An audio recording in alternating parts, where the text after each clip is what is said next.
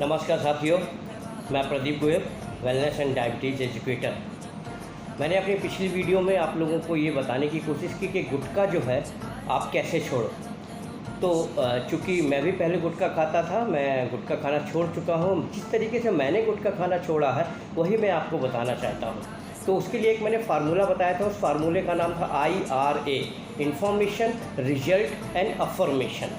तो उसका मैं आज पहला आई के बारे में बताना चाहता हूँ कि इन्फॉर्मेशन का क्या मतलब है। जिन लोगों ने हमारा पिछला वीडियो नहीं देखा है वो प्रदीप गोयल लखनऊ यूट्यूब पे जाकर के प्रदीप स्पेस गोयल स्पेस लखनऊ ये सर्च कर सकते हैं, उनको हमारा पिछला वीडियो मिल जाएगा। तो साथियों, मैं आज आपको बताने चाहता हूँ कि इन्फॉर्मेशन क्या है गुटखा के बारे में। मैं ये बताना चाहता हूँ कि गुटखे के अंदर बनाते समय में उसमें क्या क्या चीज़ें मिलाई जाती हैं।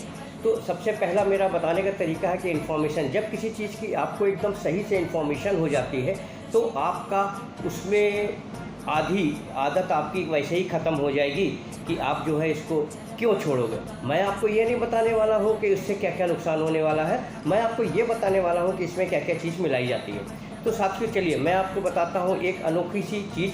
सबसे पहली चीज़ आपको ये बताना चाहता हूँ, आप देखिएगा, आप सोचिएगा कि गुटखा की जो मैन्युफैक्चरिंग फैक्ट्री होती हैं, सबसे ज़्यादा जहाँ पे गुटखा बनाया जाता है वो ऐसी जगह होती हैं जहाँ पे चमड़ा उद्योग बहुत उच्च स्तर पे चलता है। यानी कि लेदर की फैक्ट्रियां जहाँ पे ज़्यादा होती हैं वहीं पे सबसे ज़्यादा मैन्युफैक्चरिंग की यूनिट भी होती हैं गुटखा बनाने की। ऐसा क्यों होता है ये मैं आपको बताना चाहता हूँ। चमड़ा बनाते समय, चमड़े को सही शेप में लाते समय, चमड़े के अंदर उसको एक ऐसी चीज़ों में खौलाया जाता है, उबाला जाता है जिससे कि वो अपने सही शेप में आ सके।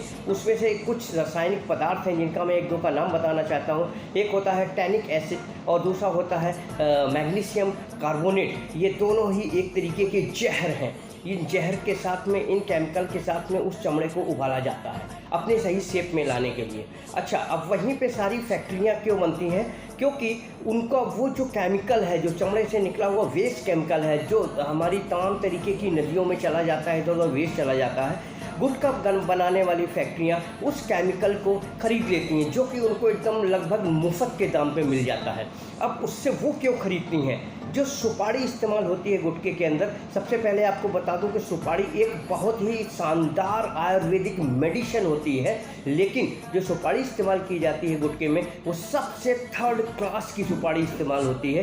साथ में सुपारी के ऊपर का छिलका भी उसमें इस्तेमाल होता है और भी तमाम तरीके की उसमें गंदगियां रहती हैं, कूड़ा करकट भी होता है। उन सारी चीज़ों की वो सुपारियाँ, आप सुपारी जब भी खाते होंगे, जो लोग गुटखा खाते हैं अभी या खाते थे, वो लोग ये जानते हैं कि सुपारी जो होती है वो एक तरीके की आपको नहीं अंदर मिलेगी। कोई बहुत मुलायम मिलेगी, कोई बहुत हार्ड मिलेगी, कुछ कंकड़ पत्थर भी मिलेंगे उसमें। ऐसा क्यों होता है? क्योंकि वो एकदम थर्ड क्लास की सुपारी प्लस सुपारी के ऊपर का छिलका और तमाम तरीके के पेड़ की जो छाल या होती हैं, कंकड़ पत्थर सब उसमें होते हैं। इसलिए सुपारी अलग अलग तरीके की होती हैं। जब हम गुटखा खाते हैं तो हमको ये पता चलता है।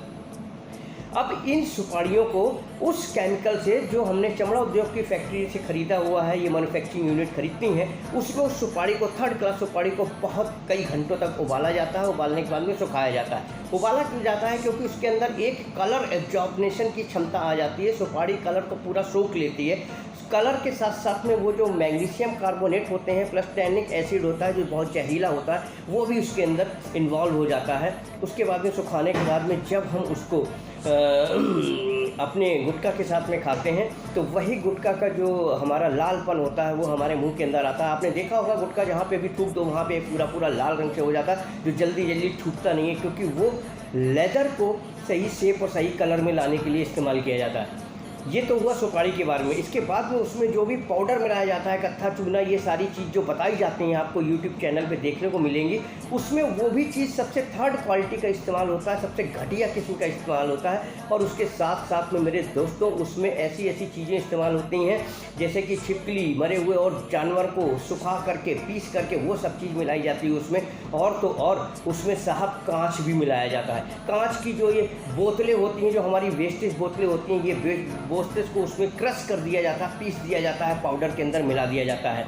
आपने कई बार खाया होगा तो देखा होगा आपके गुटखा में कांच भी मिलता है। ये कांच क्यों मिलाया जाता है ये मैं आपको बताना चाह रहा हूँ। जब ये कांच और थर्ड क्लास की सुपारी गुटखा हमारे मुंह के अंदर जाता है तो ये जो कांच का पाउडर होता है ये हमारे मुंह के अंदर की चीज़ों में छील देता है, यानी कि छोटे छोटे घाव कर देता है और हमारे ब्लड के अंदर से हमारे मुंह के अंदर से एक ब्लड निकलने लगता है, घाव हो जाता है। इस घाव में जब वो रासायनिक पदार्थ टच में आते हैं, संपर्क में आते हैं, या हम साथ में जो तंबाकू लेते हैं उसमें जो निकोटिन होता है वो जब उन घाव के संपर्क में आता है मेरे साथियों, तो एक हल्की सी झंझनाहट होती है, एक जलन टाइप की होती है, और उसमें चूँकि पेपरमेंट वगैरह मिला देते हैं तो एक हमको बड़ा अच्छा सा लगता है। एक्चुअली में हम अपने ही ब्लड का स्वाद भी साथ में चख रहे होते हैं। आपने सुना होगा दोस्तों कि कुत्ता जो है सूखी हड्डियां चबाता रहता है, और सूखी हड्डियों में उसको क्या मज़ा मिलता होगा आप सोचो।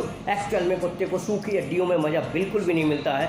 सूखी हड्डियों को चबाने से उसके मुंह में घाव होते हैं, और घाव होने की वजह से उसके मुंह के अंदर से उसका ही खुद का रक्त खून ब्लड निकलता है, और एक्चुअली में कुत्ते को उस अपने ही ब्लड का स्वाद आ रहा होता है और वो हड्डी चबाता रहता है। इसी तरीके से हम भी जब गुटखा खाते हैं तो हमारे अंदर जो कांच के पड़े होने की वजह से वो जो घाव होते हैं, उस घाव के अंदर जब रासायनिक पदार्थों का और निकोटिन का जब केमिकल रिएक्शन होता है तो हमारे शरीर में झंझनाहट होती है, एक हल्का सा नशा सा महसूस होता है, एक अजीब सी हमको उसकी हम आदत पड़ जाती है।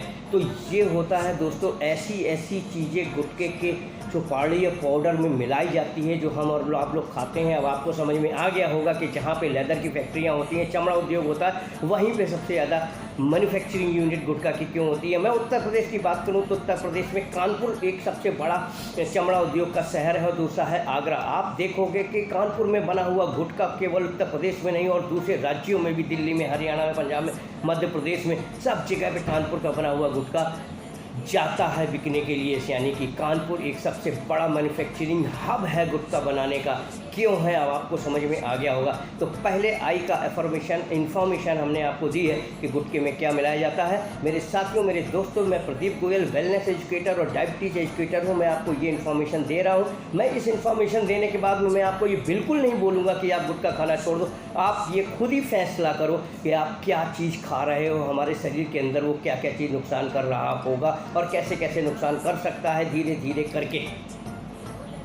तो मेरे साथियों, बने रहो। जिन लोगों ने अब तक इस चैनल को सब्सक्राइब नहीं किया, फटाफट चैनल को सब्सक्राइब करें, बेल आइकन के बटन दबाएं, और हाँ, अगर आपको अच्छा लगा हो तो वीडियो ज़्यादा से ज़्यादा अपने साथियों में शेयर करें, और बेल आइकन का बटन दबाएंगे तो आपको हमारी आगे जो 2 वीडियो और आने वाली है आर और ए के बारे में, यानी रिजल्ट और अफर्मेशन, जिससे कि मैंने गुटखा खाना छोड़ा है, आप भी छोड़ सकते हो। तो देखते रहिए हमारे साथ में ये हमारे अगले और वीडियो। नमस्कार, धन्यवाद।